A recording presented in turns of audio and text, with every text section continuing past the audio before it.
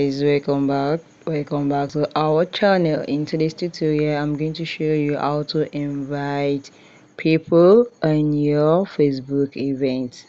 How to invite people to your event that you created on Facebook. So let's go to our Facebook. Open your Facebook. When you open your Facebook, let's go and look for our event. Yes, let's go to this. You click on this profile menu button, you can see, then you click on your event. Now let's search our event here. You can see these are the events they have for this week. This is local, this is for your friends. So if you are looking for your event, click on this button running here. Then this is it. Do you have any hosting events? We have no hosting event. Those are the past. Just click on our past events that we have already hosted.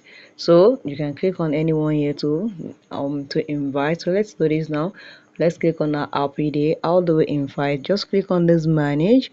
Once you click on manage, and this is it, you can edit this your event, you can duplicate it, you can share, and this is invite. I will click on invite now, and this is it. Just click on invite, click on invite, click on invite, click on invite, click on invite, and Facebook will automatically send the message that you have invited them to your event. So this is it, invited. Oh, this is it. So this is how to invite people to your event on Facebook. If you found this video helpful, click the like button, share and comment.